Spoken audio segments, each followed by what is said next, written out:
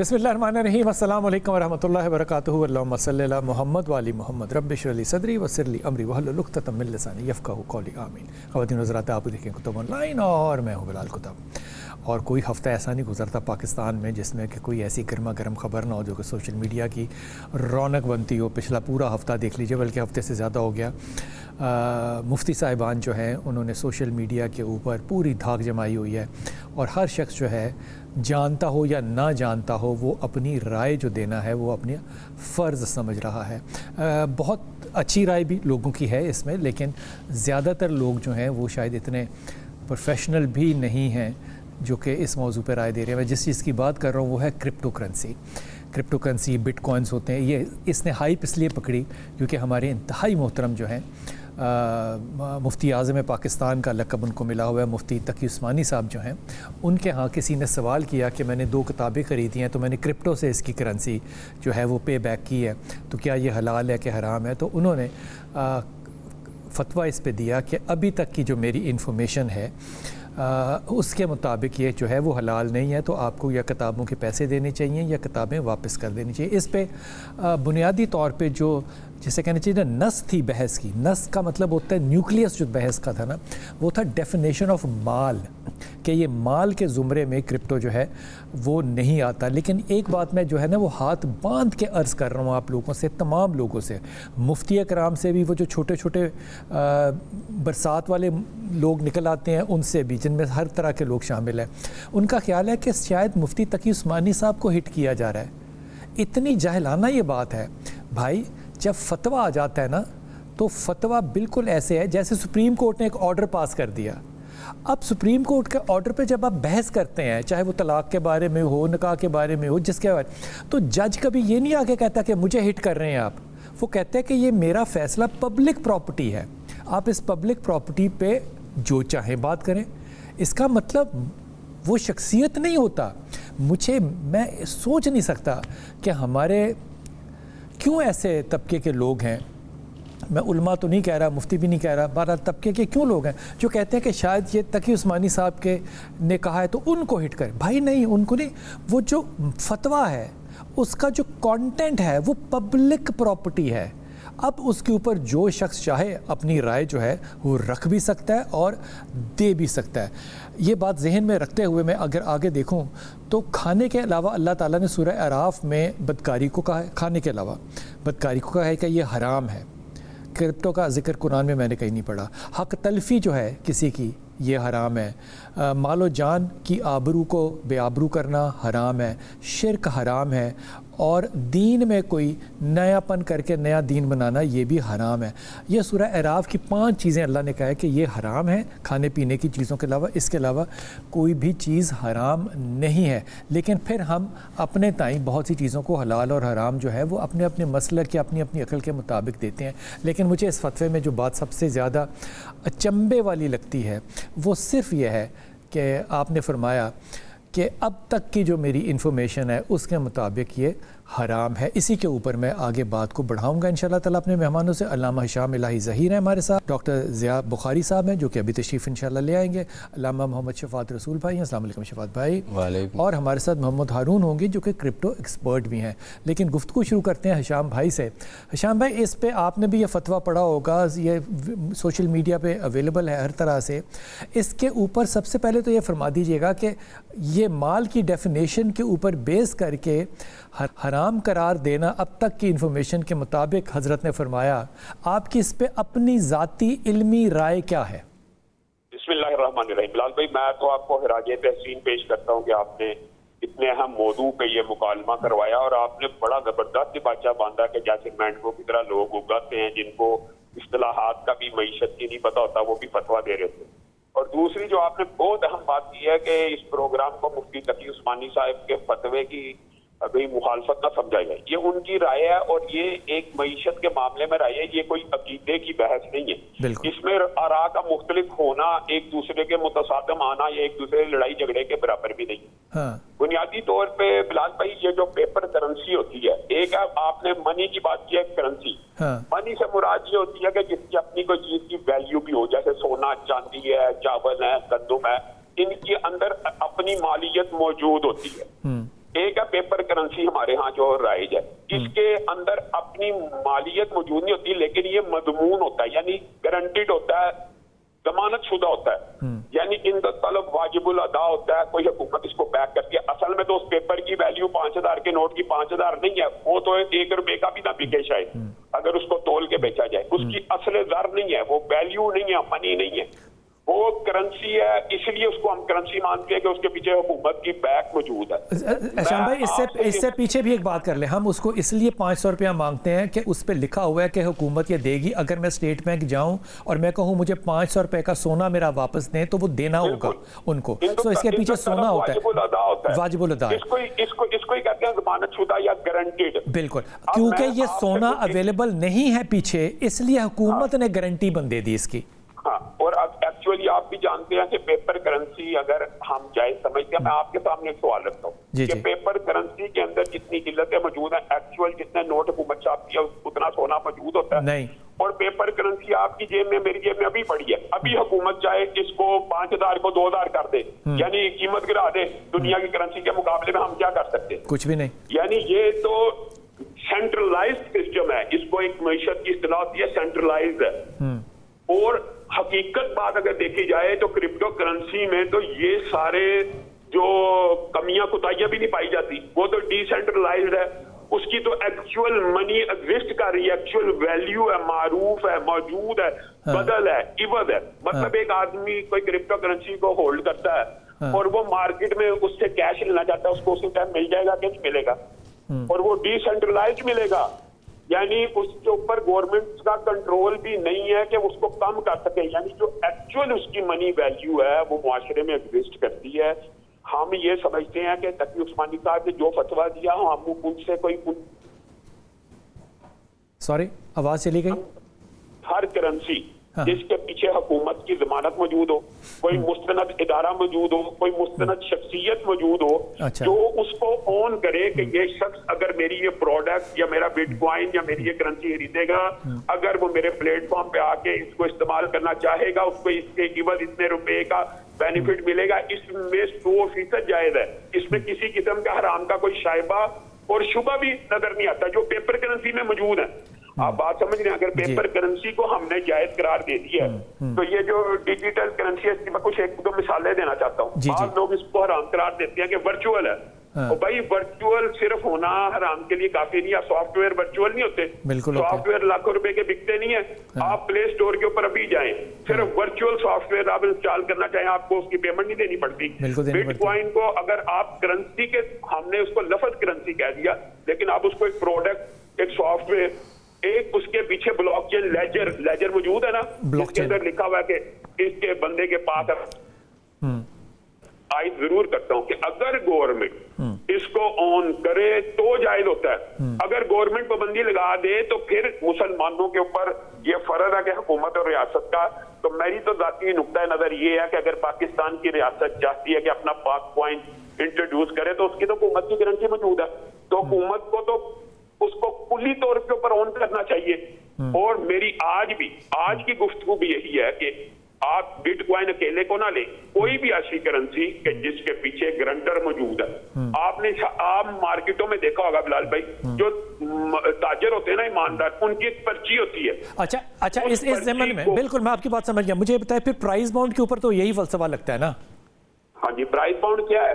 اس کے پیچھے بھی گورنمنٹ آف پاکستان اگر خرید و فروخت پرائز باؤنڈ کی جائز ہے, بغیر انعام کی لالچ کی ہمارے نزدیک اس کی خرید و فروخت, اس کی مالیت گورنمنٹ نے مقرر کی بھی ہے نا. اگر بٹ کوائن یا کرنسی کی, کرپٹو کرنسی کی گورنمنٹ مالیت مقرر کر کے میں تو آپ کو میری ذاتی رائے یہ ہے کہ یہ جو ڈی سینٹرلائز سسٹم ہوتا ہے نا, وہ سینٹرلائز سسٹم سے بہتر ہے. اس کی میں آپ کو ایک مثال دیتا ہوں. مغل حکمرانوں نے, آپ کو پتا ہے اس مغل ہمارے برے صغیر کی مثال ہے, ایک کوڑی ہوتی تھی, پھوٹی کوڑی, آپ نے سنا ہوا ہے. جی وہ کیا تھا, سمندر میں سے سپی نکلی ہوئی. اس کو انہوں نے کرنسی لانچ کیا, ٹھیک ہے, کیونکہ اس کے پیچھے گورنمنٹ کی ضمانت موجود تھی. ٹھیک ہے, تو وہ ساری 10 کرو تو دمڑی بن جاتا, دمڑیوں کو اکٹھا کرو, پیسہ آنا بن جاتا. مسئلہ یہ ہے کہ جب کسی کرنسی کے پیچھے حکومت, ادارہ یا اکیلا شخص بھی, مثال دے رہا ہوں, رولیکس کی گھڑی ہے, رولیکس کی گھڑی, لوگ کہتے ہیں جی اتنا مہنگا کیوں بٹ کوائن, رولیکس کی گھڑی کیوں مہنگی ہے جی؟ آخر اس کے پیچھے اس کا نام موجود ہے. آپ یہ کیسے کہہ سکتے ہیں کہ رولکس کی گھڑی خریدنا حرام ہے؟ لیکن اس کے پیچھے حکومت تو نہیں ہے نا. ایکچولی اگر رولکس کو بیچا جائے رجی کے پاؤ تو بکے گی. ایک گاڑی 1000 کلو کا لوہا ہوتی ہے, بکتی 1 کروڑ پہ کیا, وہ بھی حرام ہے. ٹھیک ہوگی بات. میرے ساتھ رہیے گا شام بھائی, میرے ساتھ رہیے گا. حضور اس پہ آپ بھی رائے فرمائیے. بسم اللہ الرحمن الرحیم. میں سب سے پہلی بات تو یہ کہوں گا کہ نبوت و رسالت کے دور اور وحی کا دور ختم ہونے کے بعد انسانی زندگی نے آگے چلنا ہے اور بے شمار نئی چیزیں سامنے آنی ہیں. تو ہمیں چاہیے کہ جب تک کسی چیز کے پوری طرح حقیقت کا علم نہ ہو جائے اس پر فتویٰ نہیں لگانا چاہیے. اور کسی چیز کو حلال اور حرام کرنے کا حق تو صرف اللہ تعالیٰ کو ہے یا اس کے رسول صلی اللہ علیہ وسلم کو ہے. اور وہ واضح بڑا واضح ہے کرنسی کی سورہ اعراف میں بڑا واضح ہے. کرنسی کی بات آپ کر رہے ہیں. جب پہلے وہ سونا ہوتا تھا تو اس سے ہم کرنسی کی طرف منتقل ہونے میں ہمیں 700 سال لگ گئے جی, اور ہم اس پر بھی کفر کے فتوے دیتے رہے. اس کے بعد پھر آگے ہم چلے تو یہ جو پیپر کرنسی تھی اس پر بھی بہت سارے مسائل ہمارے ہاں اس پہ تصویر کا بھی فتویٰ تھا. تصویر کا بھی فتویٰ تھا. اس پر بھی بڑے مسائل چلتے رہے. بالآخر ہم نے اس تو یہ حرام سے حلال میں کنورٹ ہو جاتا ہے. یہی مسئلہ ہے ہمارے ہاں. جو علماء کا طبقہ ہے نا وہ کچھ جلد بازی کرتا ہے. اچھا پھر اس کے بعد یہ ہے کہ اچھا لفظ استعمال کیا آپ نے, شکر ہے آپ نے کوئی اور لفظ نہیں استعمال کیا. جلد بازی کر لیتے ہیں, یہ کہنا ٹھیک. جلد بازی آپ دیکھیے کہ ان علماء کی رائے پیچھے رہ جاتی ہے, زمانہ آگے نکل جاتا ہے. میرے بچپن میں بینک پر اتنے فتوے تھے جی, یہاں تک کہ میں ایک ٹی وی پر پروگرام کرتا تھا آج سے 5 سال پہلے. میری ای میل پر یہ میل آئی کہ کیا ہم بینک میں اکاؤنٹ کھول کے گناہ گار تو نہیں ہوں گے. تو اچھا آج جو ہے ہم الحمدللہ بڑے بڑے علماء بینکوں کی سرپرستی, لیکن وہ اس کے بورڈ پر ہے نا. وہ بینکوں کے بورڈ پر جب آ گئے ہیں تو وہ تب بینک ٹھیک ہو گیا نا. بینک ٹھیک ہو گئے نا. مطلب ہے کہ آج تو سارے, اس کا مطلب بورڈ پہ آج تو سارے بینک اسلامی ہو گئے. وہ بورڈ پہ اوپر آپ نے سسٹم نہیں بدلا. سسٹم وہی ہے بینکوں کا جو آج سے 50 لیکن آپ اس کے بورڈ پر آئے, یہ بدلا ہے. وہ بس یہ بدلا ہے نا کہ ہم اس میں آ گئے. آپ اس میں آ گئے. اچھا پھر اسی طرح تو آپ کے آنے سے چیزیں ٹھیک ہو جائیں گی. لگتا تو ایسے ہی ہے. جب تک ٹی وی حرام تھا, جب ہم خود آ گئے تو پھر حلال ہو گیا ٹی وی. تصویر حرام تھی کیمرے کی, جب ہم آ گئے تو پھر حلال ہو گیا. ایک بات مکمل کر لوں کہ یہ جتنا بھی مالیات کا سسٹم ہے اور جدید میڈیکل میں کچھ چیزیں آئی ہیں یا دوسری چیزیں آئی ہیں. اب ہمارے بھائی کہہ رہے تھے شام بھائی کہ پیچھے حکومت کی سرپرستی تو پھر جائز ہے, تو بینکوں میں حکومت کی سرپرستی ہوتی ہے. پھر آپ نے ایک نقطہ اٹھایا لیکن وہ توجہ نہیں کر سکے, رولیکس گاڑی وہ گھڑی کے کہہ رہے ہیں, اس کے پیچھے حکومت کی سرپرستی نہیں ہے. تو یہ چیزیں جو ہماری جو ذہنی طور پر ہم جس پر کلیئرٹی نہیں ہوتے, قوم اس سے منتشر ہوتی ہے. پھر نتیجہ کیا ہوتا ہے اس سے کہ لوگ اس کو اس رائے, ہماری رائے کو چھوڑ کر ہمارے اختلاف کی وجہ سے قوم آگے گزر جاتی ہے اور ہم پیچھے رہ جاتے ہیں. ٹھیک ہوگی بات. وہ میں دیکھ رہا تھا سوشل میڈیا پہ, شاہ صاحب ہمارے ایک عالم ہیں کراچی میں, مفتی مسعود طارق مسعود صاحب, مفتی طارق مسعود جی, انہوں نے بڑی اچھی اس موضوع کے اوپر اپنی طرف سے ایک کیا کہنا چاہیے لیجسلیشن یا ایک آرگومنٹ یا لاجک بلڈ کرنے کی کوشش کی ہے کہ تصویر کیوں حرام ہے. وہ کریں ہے بھی, لاؤڈ سپیکر کیوں حرام تھا اب کیوں نہیں ہے, یا جہاز کا سفر کیوں حرام تھا اب کیوں نہیں ہے, ٹی وی کیوں حرام تھا اب کیوں نہیں ہے, یوٹیوب کی انکم کیوں حرام تھی اب کیوں نہیں ہے. انہوں نے اس پہ بڑا آرگومنٹ پیدا کیا ہے. میں یہ نہیں کہہ رہا وہ صحیح آرگومنٹ ہے کہ غلط آرگومنٹ ہے. یہ فکری انداز ہے سوچنے کا, یا یہ کرنے کی ضرورت کیوں پیش آتی ہے کہ زمانے کو چلتے ہوئے کو حرام قرار دے کے بریک لگائیں, پھر اس میں خود شامل ہوں, پھر اس کو اسلام کا ٹچ دیں اور حلال کر دیں. بسم اللہ الرحمن الرحیم. میں یہ سمجھتا ہوں کہ یہ جو بات ہے نا دینی طبقے پر اس انداز سے جو چسپاں کی جاتی ہے, یہ علم کی ناپختگی کی دلیل ہے. ہمارا اصول دین ہے کہ الاحکام تتغیر بتغیر الاحوال. حالات جب تبدیل ہو جائے نا تو شرعی احکامات بھی تبدیل ہو جاتے ہیں. بالکل درست. بعض اوقات حرام حلال ہو جاتا ہے. اس میں کوئی دوسری بات, جب احکام بدلتے ہیں تو مسائل تبدیل ہو جاتے ہیں. تو اس لیے جب حالات کچھ حسنویت کے تھے جب کسی نے کوئی حرام کا فتویٰ دیا، حالات بدلے تو وہ حلال ہو جاتی چیزیں. قرآن پاک میں اللہ فرمایا فَمَنِ اضْطُرَّ غَيْرَ بَاغٍ وَلَا عَادٍ فَلَا إِثْمَ عَلَيْهِ. ایک بات جی ان ساری چیزوں کی گوگل کی ہم نے نا، اس کی تاریخ بھی دیکھی، اس میں کوئی ایسے حالات نہیں تھے کہ کسی کو پتہ نہ ہو. میں اس کے اوپر ایک کیوں نہیں، مطلب میں آپ کو بتاتا ہوں جو کہ ایک ایگزامپل، میں آپ کو ایک مثال دیتا ہوں، آپ اس کو سوچیے گا. وہ ایک شخص نے اس کے اوپر نا بڑی دعا پیش کی. اس نے کہا شکر ہے کہ ہمارے جو مذہبی طبقے کے لوگ ہیں یہ انجینئر یا ڈاکٹر نہیں ہیں، اگر یہ ہوتے تو کہتے اوپن ہارٹ سرجری. اب تک کی انفارمیشن کے مطابق اوپن ہارٹ چاہیے، لیکن 6 مہینے کے بعد جب وہ ہو جاتی اور وہ مر جاتا تو کہتے اس کو صرف ڈسپرین چاہیے. سو جب تک کمپلیٹ انفارمیشن نہ ہو فتویٰ دینے کی ضرورت پیش کیوں آتی ہے؟ نہیں، اس کی جب ایک انسان استفتاء کرتا ہے تو دینی جو ایک عالم ہوتا ہے، مفتی ہوتا ہے، واقعتاً اور افتاء کے قابل ہوتا ہے، یہ اس کی ذمہ داری ہے. فَاسْأَلُوا أَهْلَ الذِّكْرِ إِن كُنتُمْ لَا تَعْلَمُونَ کہ وہ اس کو جواب دے اور کتاب و سنت کے دلائل کی روشنی میں جواب دے اور اسلام کی جو وسعت ہے اس کے مطابق دے. اس میں کوئی شک نہیں. باقی رہی بات یہ جو ہم جس پہ بات کر رہے ہیں نا، یہ کرپٹو کی کرنسی کی، بات سمجھنے کی صرف یہ ہے کہ کرنسی کسے کہا جاتا ہے؟ مال یا کرنسی الگ الگ چیزیں ہیں. کرنسی اسے کہا جاتا ہے جو ریاست نے جس کو اعتبار جس کا دیا ہو. اچھا، کہ میں اس کی ضامن ہوں، میں اس کا ذمہ دار ہوں. تو اسٹیٹ بینک کسی بھی ریاست کا، اگر کوئی ریاست کسی کرپٹو کے کسی چیز کے بارے میں وہ کہتی کہ ہم اس کو کرنسی سمجھتے ہیں یا کرنسی کے مترادف، جیسے ابھی نوٹوں کی ہم بات کر رہے ہیں، اب نوٹ دیکھنے میں تو کاغذ ہے نا، ٹھیک ہے، لیکن اسٹیٹ نے اس کو کہا کہ یہ کاغذ جو ہے وہ 1000 روپے، یہ کاغذ 5000 روپے، یہ اسٹیٹ نے کہا، یہ کرنسی اسٹیٹ کا حق تھا. آپ کی بات یہ ہے کہ اگر اسٹیٹ رسپانسبل ہوگا تو کرنسی اور مال ہے، ورنہ نہیں ہے. یقیناً اس کا مطلب کہ آج کے دور میں بارٹر ٹریڈ نہیں ہو سکتا، وہ حرام ہے. نہیں دیکھیں، کیونکہ بارٹر کے پیچھے حکومت نہیں ہے. بالکل، جب تک کسی چیز کی بارٹر حرام ہوگا، کرنسی نہیں ہے. مال کے بدلے مال حرام ہوگا. خریدنا، گڑی خریدنا، فلاں خریدنا، مکان خریدنا، یہ تو ٹریڈ ہے، تجارت ہے. اس کی بات نہیں ہو رہی، گارنٹی نہیں، بات ہو رہی کرنسی کی. کرنسی ہے یا نہیں ہے. نقطہ یہ ہے نا شاہ جی کہ کرنسی کے پیچھے کیونکہ حکومت ہے گارنٹر، کرنسی کا اختیار صرف حکومت کا ہوتا ہے. اگر کسی ملک میں، کسی ریاست میں، کسی اسٹیٹ میں، جیسے مثالیں دی جاتی ہیں فلاں ملک میں فلاں ملک میں، بھئی وہاں کی اسٹیٹ نے، وہاں کے اسٹیٹ بینک نے اسے کرنسی ڈکلیئر کر دی ہے، تسلیم کر لی ہے، تو بس ٹھیک، وہاں کے لیے وہ کرنسی ہے. پاکستان ایک الگ اسٹیٹ ہے، پاکستان کی اپنی پالیسی ہے. شاہ جی آپ کی منطق میں بارٹر ٹریڈ آج پاکستان میں حرام ہونا چاہیے. دیکھیں نہیں، آپ جہاں تک کرنسی کی بات، میں کرنسی پہ بات کر رہا ہوں، ٹریڈ کی بات کر رہا ہوں کہ ٹریڈ کسی چیز کی بھی ہو سکتی ہے جو ہمارے اصول کے مطابق ہے. میں اپنی گاڑی کے بدلے زمین لینا چاہتا ہوں تو یہ حرام ہوگی. نہیں، کسی نے کہا رہا اس کے پیچھے نہ زمین کے پیچھے حکومت ہے، نہ گاڑی کے پیچھے. آپ نہیں بات، میں کرنسی کی بات کر رہا ہوں کہ کرنسی جو ہے جس کو آپ کہہ رہے ہیں نا، یہ استحقاق صرف اور صرف ریاست کا ہوتا ہے، کسی فرد کا، کسی گروہ کا، کسی جتھے کا، کسی تنظیم کا، کسی ادارے کا نہیں ہو سکتا. ہارون، آپ نے یہ ساری بات ہماری علماء کرام کی سنی. یہ فرمائیے کہ کرپٹو جو ہے اس کے پیچھے بڑی باقاعدہ ایک تنظیم ہے، یہ آخر حرام قرار دینا آپ کے خیال میں کیوں ٹھیک نہیں ہے؟ اچھا، بہت شکریہ بلال بھائی اپنے پروگرام میں بلانے کا. دیکھیں، میں نے ماشاءاللہ یہ کہ آپ نے بہت اچھا کیا کہ آپ نے تمام یہاں پہ جو ہے وہ طبی فکر سے تعلق رکھنے والوں کو آپ نے انوائٹ کیا. سب کی میں نے باتیں سن لی. میں تھوڑا سا نا آپ سے کچھ منٹ میں لوں گا تاکہ میں پہلے بتا سکوں کہ اس کی ضرورت کیوں پیش آئی. یہ جو بٹ کوائن جو کرپٹو کرنسی تھی، اس کی وجہ کیا تھی آنے کی؟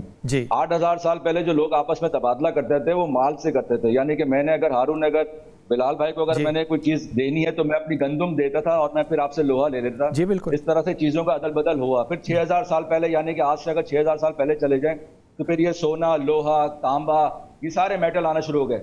اس کے بعد پھر کیا ہوا کہ آج سے 600 سال پہلے پھر یہ بینکاری نظام آ گیا کہ تمام ان چیزوں کو ریاست نے اپنے قبضے میں لے لیا. یعنی کہ جو ہماری کمائی تھی، جو ہمارا پیسہ تھا، جو ہماری اجرت تھی، اس کو گورنمنٹ نے، اس کو ریاست نے اپنے قبضے میں لے لیا کہ میں اس کو خود لے کر آؤں گا. تو اس نے ذمہ داری لے لی. اس 600 سال میں اس نے اتنی ترقی کی کہ وہ آج آپ کے سامنے وہ ڈیجیٹل بینکنگ کی ہم بات کریں یا، لیکن میں سب سے بڑا جو پہلو تھا وہ سینٹرلائز بینکنگ کا تھا، سینٹرلائز سسٹم کا تھا. 2000 میں بھی یہ طریقہ اپنایا گیا تھا. ڈی جی کیش کے نام سے ایک کمپنی آئی تھی اور اس کو ڈیوڈ شویم، اس کو بڑے مانے ہوئے، وہ فزکس میں انہوں نے پی ایچ ڈی بھی کیا ہوا تھا، میتھمیٹیشینس بھی تھے، لیکن وہ فارمولا ان کا فیل ہو گیا. تو وہ ای میل کے ذریعے کورسپونڈ کر رہے تھے ایک دوسرے کو پیسے دینے کا. تو وہاں پہ ڈبل اسپینڈنگ کا پرابلم سالو نہیں ہوا تھا. یعنی کہ اگر میں آپ کو کوئی چیز ای میل کروں اور آپ بولیں کہ ہارون مجھے وہ ای میل نہیں ملی تو میں آپ کو دوبارہ کر سکتا ہوں، لیکن میں آپ کو پیسے دوبارہ ای میل نہیں کر سکتا. لیکن ستوشی ناکاموتو نے 2009 میں اس کا حل نکالا. اس نے یہ کرپٹو کرنسی، یہ خالی کرنسی نہیں ہے، یہ ٹیکنالوجی کا نام ہے، یہ ایک پروٹوکول کا نام ہے. یہ ایک الگوریتھم ہے, یہ اس کے پیچھے سافٹ ویئر کوڈنگ ڈیزائن کی گئی ہے. اس میں دو بڑے اس میں پہلو رکھے گئے تھے کہ ایک تو اس میں سینٹرلائز سسٹم نہیں ہوگا, دوسرا اس میں ڈبل اسپینڈنگ پرابلم نہیں ہوگی, یعنی کہ اگر آپ کو میں نے اگر ایک بٹ کوائن بھیج دیا ہے, میں دوبارہ آپ کو وہ بٹ کوائن نہیں بھیج سکتا کیونکہ میری طرف سے وہ خرچ ہو گئے, آپ کی طرف سے وہ خرچ نہیں ہوں گے بلکہ وہ آپ کے پاس ریکارڈ میں آ جائے گا. بٹ کوائن جب آغاز ہوا 2009 میں, تو آپ اندازہ لگائیں کہ اس دن سے لے کے آج تک بغیر کسی رکاوٹ کے, بغیر کسی اس میں ہالٹ ہونے کے ابھی تک وہ سسٹم کام کر رہا ہے. تو سوال ہی پیدا ہوتا ہے کہ اس کے پیچھے ہے کون. دیکھیں بٹ کوائن کے پیچھے میں نے آپ کو کہا کہ اس کے پیچھے پروٹوکول ہے, اس کے پیچھے سافٹ ویئر کوڈنگ ڈیزائن کی گئی ہے. میں اس کو ہمیشہ سے ایک نام کرتا ہوں, اس کا نام ہوتا ہے انرجی بیک پروٹوکول. یہ جو آپ نوٹ چھاپتے ہیں, یہ جو آپ کرنسی چھاپتے ہیں, جس کے لیے میں اور آپ دن رات بیٹھ کے محنت کر رہے ہوتے ہیں, یہ گورنمنٹ اس کو کس طرح کر رہی ہوتی ہے, بغیر کسی انرجی کے, بغیر کسی منطق کے اس کو بنا رہی ہوتی ہے. نہ اس کے پیچھے سونا ہے, نہ اس کے پیچھے کوئی ایسی چیز ہے جس کی آپ ضمانت وہ دے سکے. یہ صرف کہنے کی بات ہے. لیکن اگر ہم بات کریں بٹ کوائن کی تو ظاہر سی بات ہے اس میں انرجی کنزیوم ہوتی ہے. اگر 100 لوگ مائننگ کر رہے ہیں تو اس میں سے ایک کوئی جیتتا ہے, یعنی کہ وہ ایک پزل سالو کرتا ہے, باقی 99 لوگ ہار جاتے ہیں. لیکن بجلی سب کی خرچ ہوتی ہے. اگر میں آپ کو اس وقت بجلی کا اندازہ لگاؤں تو پاکستان اس وقت 150 ٹیرا واٹ بجلی خرچ کرتا ہے پورے ایک سال میں. But coin is consuming right now 190 tera what. اب وہ اتنی 190 ٹیرا واٹ بجلی اگر وہ کوئی چیز خرچ کر رہا ہے, ظاہر سی بات ہے اس کے پیچھے وہ جو ٹیکنالوجی ہے اس کا نام بھی بٹ کوائن ہے. اب سوال ہی پیدا ہوتا ہے کہ یہ جو فتویٰ ہے یہ کس طرح, مجھے تو فتوے میں یہ سمجھ نہیں آ رہا ہے, being a trader, being a crypto آپ کہہ سکتے ہیں ایڈوائزر, مجھے یہ سمجھ نہیں آ رہا کہ یہ کرپٹو کرنسی کو حرام کہہ رہے ہیں یا کرپٹو کرنسی کی ٹریڈنگ کو حرام کر رہے ہیں. کیونکہ میں نے آپ کو کہا تھا کہ جب کرپٹو کرنسی میں دو لوگ آپس میں ایک دوسرے سے ٹرانزیکشن کرتے ہیں تو ان کے درمیان کوئی تھرڈ پارٹی نہیں ہوتی, تو پھر یہ مسئلہ کون سالو کرتے, تو اس میں مائننگ مشینیں, اس میں ساری آپ کی AI انٹیلیجنس موجود ہے جو یہ سارا کام کر رہی ہوتی ہے. اس کی وجہ سے جو ہے نا بٹ کوائن اپنا جو نیٹ ورک ہے وہ پچھلے تقریباً 2009 سے وہ کام کر رہا ہے, اور 10 منٹ کے بعد جو بلاک بنانا, اس کے اندر ٹرانزیکشن کا ریکارڈ کرنا, یہ ساری چیزیں اس کے اندر موجود ہیں. تو پھر اس میں ریاست کا تو کام ہی نہیں ہے. جب ریاست کی ذمہ داری نہیں ہے تو پھر اس کی ذمہ داری پھر ہم اپنے اوپر لے لیتے ہیں. یعنی کہ اگر میرے پاس اپنے بٹ کوائن پڑے ہوئے ہیں, آپ سب کے پاس اپنی اپنے بٹ کوائن یا کرپٹو کرنسیز پڑی ہوئی ہیں, تو اس کی ذمہ داری وہ آپ کے اپنے پاس ہوتی ہے. اسی طرح اگر دیکھا جائے تو جس طرح سے یہ ویب 2 کی ہم بات کر رہے تھے کہ ہمارے پاس بینکنگ سسٹم ہے جس میں ویب 2 ہے, لاگ ان ID پاسورڈ ہوتا ہے, یہاں پر یہ ویب 2 کا نظام نہیں ہے, یہاں پہ ویب 3 کا نظام آ گیا. یعنی کہ میں اگر میرا والیٹ ہے, اگر میرے پاس اس کی پرائیویٹ کیز ہے, تو میں اس کا خود کسٹوڈین ہوں, اور یہ بات مجھے پتا ہے کہ جب میں کسی کو ٹرانزیکشن کروں گا تو اس کا ریکارڈ وہاں پہ درج ہو جائے گا. تو اس لیے ساری چیزیں دیکھا جائے تو اس کو ہم موڈ آف پیمنٹ ہی کہہ رہے ہیں, اور اس میں کوئی زیادہ کوئی فرق نہیں ہے. ہارون میرے ساتھ رہیے گا, میں ایک وقفے پہ جا رہا ہوں, واپس آؤں گا. آپ نے بڑا اچھا ایکسپلین, میں 2 سوال جو ہے وہ آ کے کروں گا انشاءاللہ اگر مجھے یاد رہے. پہلی بات تو یہ کہ آپ نے کہا کہ اس کے اوپر کنٹرول نہیں ہے. اس کا مطلب جس طرح کہ ڈالر کو ہم نے فریز کیا ہوتا ہے, وہ جعلی چاہے فریز کیا ہو یا بائی آؤٹ زیادہ کر لیا ہو, تو ہم کنٹرول کر سکتے ہیں, منور کر سکتے ہیں, جبکہ بٹ کوائن کو ہم منور نہیں کر سکتے.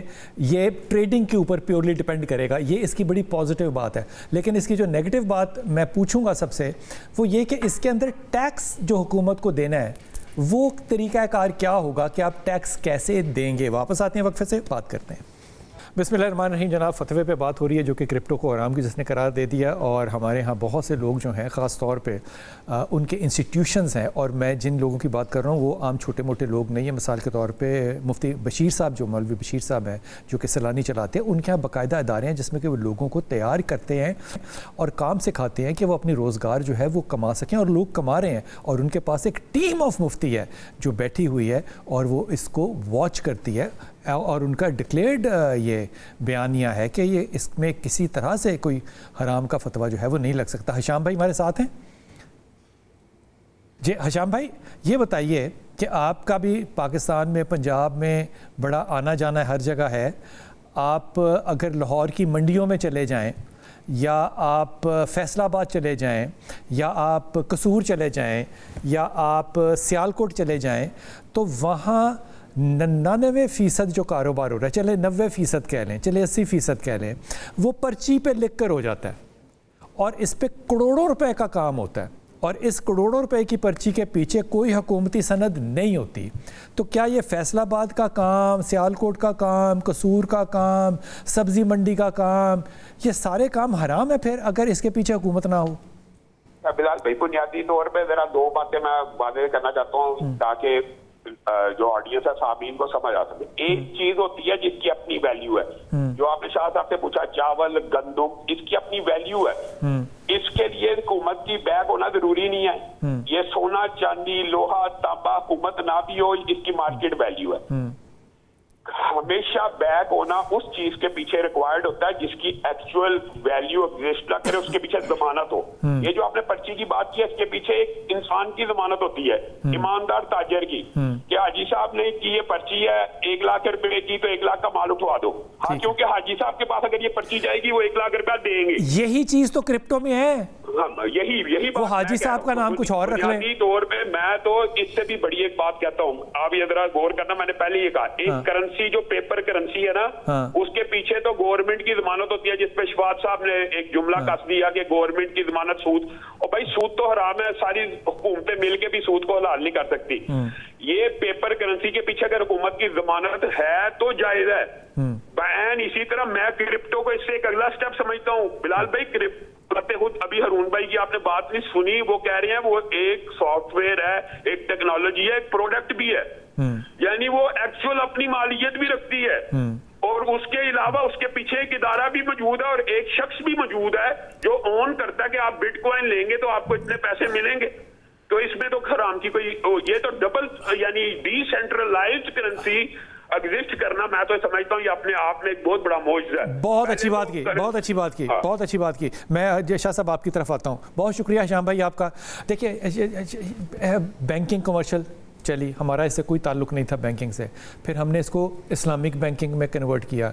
इस्लामिक बैंक में और कमर्शियल बैंकिंग में टेक्नोलॉजी के अलावा जो वाहिद फ़र्क है ये कि इस्लामिक बैंकिंग के बोर्ड पे आपको 2 मुफ्ती साहिबान एम्प्लॉय करने पड़ते हैं जो कि वॉच करते हैं और फतवा देते हैं कि ये तरीक़ाकार।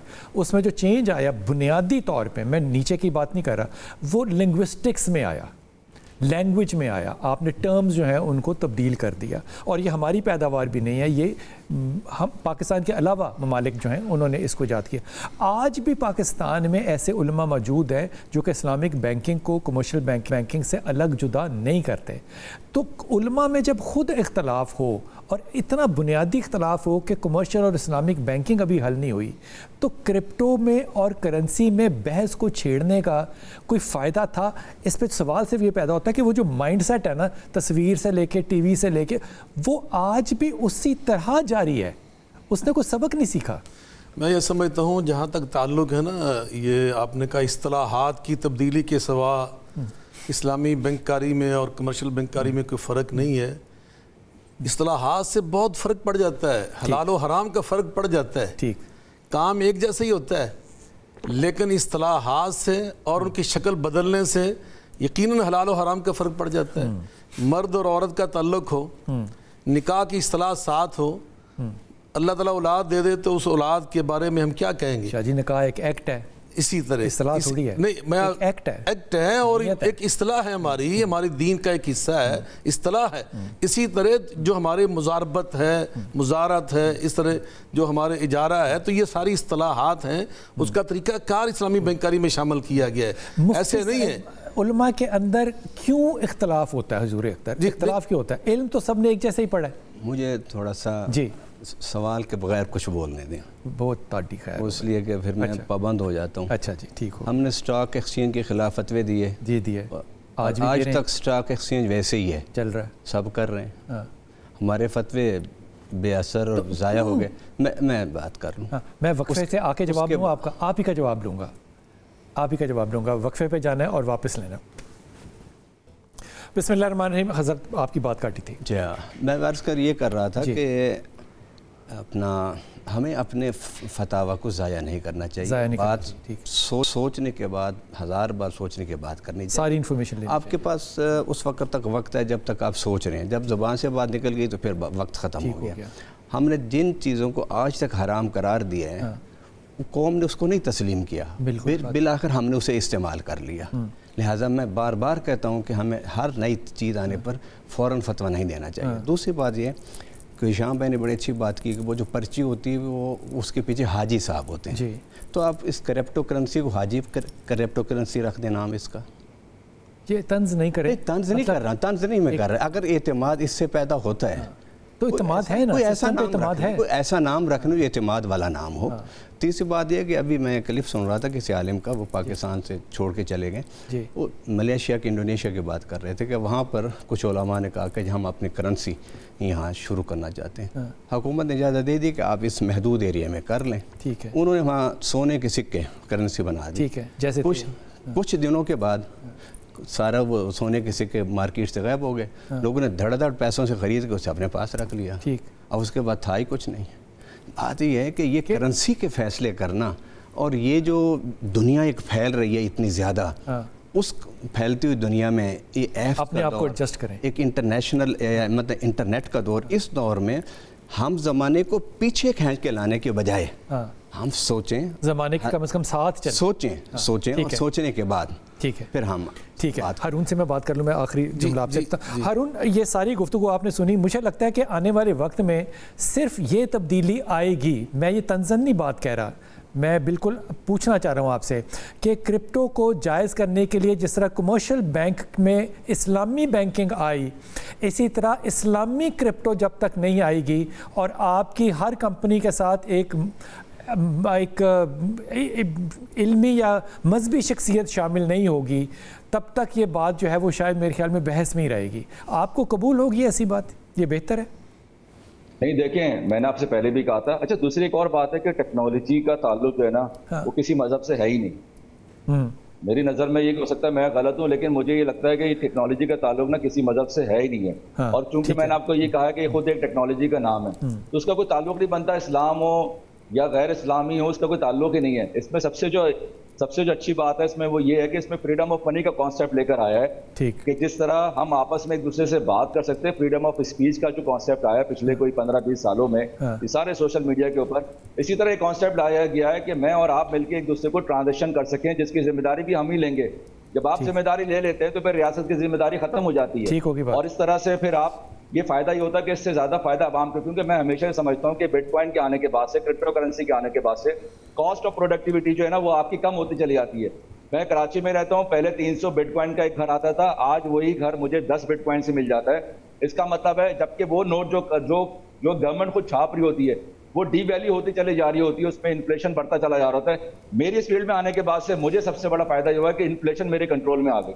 بہت اچھی بات, بڑی ہی اچھی ہارون آپ نے بات کی. حضور اقدس آخری جملہ تھا آپ نے کہنے جو ہارون صاحب نے بڑی بات واضح کر دی ہے کہ جناب اس کا تعلق دین سے ہے ہی نہیں. ہم چونکہ مسلمان ہیں, ہمارے دین کے اندر مکمل نظام حیات ہے. ہماری مالیات, ہماری معیشت وہ اسلامی تعلیمات کے تابع ہے. قرآن یہ کہہ رہا ہے اطیعوا اللہ واطیعوا الرسول واولی الامر منکم, جو تمہارے حکمران ہو, ریاست ہو, اسٹیٹ ہو, اس کی تم نے اطاعت کرنی ہے. ہمارا اسٹیٹ بینک جس چیز کو کرنسی کہے گا ہم اس کو کرنسی مانیں گے. وہ کسی کاغذ کو کہہ دے, پیتل کو کہہ دے, لوہے کو کہہ دے, چاندی کہہ دے, وہ ہمارے نزدیک کرنسی ہوگی. جس کو ہماری اسٹیٹ کا بینک نہیں کرنسی قرار دے رہا, ہم اس کو کرنسی ماننے کے تیار نہیں ہے. یہ بات دوسری بات کہ وہ عالمی بات کر رہے تھے میرے بھائی صاحب, مجھے بتائیں عالمی بینک نے کیا کرپٹو کبھی تک کرنسی تسلیم کی ہے؟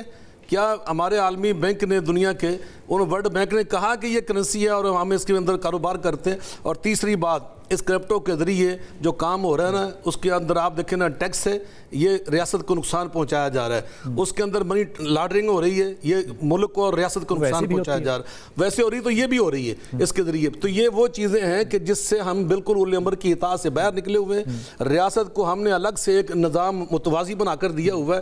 تو یہ چیزیں اسلام میں نہیں ہیں. ہم اسلام کو ماننے والے, ہم مسلمان اسلامی جمہوریہ پاکستان ہے جس کے دستور کا پہلی شک یہ ہے کہ پاکستان کا سپریم لا کتاب اللہ اور سنت رسول اللہ. جو بات کتاب و سنت سے ثابت نہیں ہے ہم اس کو بالکل کرنسی ماننے کے تیار نہیں ہے. بہت شکریہ تمام بہنوں کا, بہت شکریہ. یہ بہرحال ڈیبیٹ جو ہے یہ ابھی چلتا رہے گا سوشل میڈیا کے اوپر, کیونکہ اس کے اوپر لوگوں کی بہت سی روزگار جو ہے وہ بھی جو ہے منحصر ہے. لیکن میں نے آج صبح, مجھے نہیں پتہ, میں اس کی تصدیق نہیں کر سکتا, لیکن بخاری شریف کی میں نے ایک حدیث جو ہے وہ حضرت زبیر بن عوام کے حوالے سے پڑھی, جو کہ اربوں پتی آدمی تھے. کھربوں پتی آدمی بھی کہوں تو وہ ٹھیک ہی ہوگا, بہت کاروبار تھا ان کا, اور وہ مدینے میں بیٹھتے تھے اور مدینے میں لوگ ان کے پاس اپنا مال لے کر آتے تھے, وہ پیسے کی صورت میں یا کسی صورت میں, یہ واضح نہیں ہے بات, لیکن شام ہو, سریا ہو, عراق ہو, وہاں پہ ان کی دی ہوئی پرچی جو تھی وہ کاروبار میں وہاں پہ انٹرچینج کرتی تھی اکانومی کو. میرے خیال میں یہ تصدیق ہے اس بات کی کہ جو پہلا بینک تھا اس دنیا میں وہ کروسیڈ کے بعد نہیں آیا تھا، وہ مسلمانوں نے مدینہ کی ریاست میں قائم کیا تھا، اور اس قائم کو کرنے میں حضرت زبیر بن عوام کا جو طریقہ کار تھا اس کو بھی میرے خیال میں مد نظر رکھنا چاہیے۔ اپنی دعا میں یاد رکھیے گا۔ اللہ آپ کو ثانیہ دے اور ثانیہ بانٹنے کی توفیق عطا فرمائے۔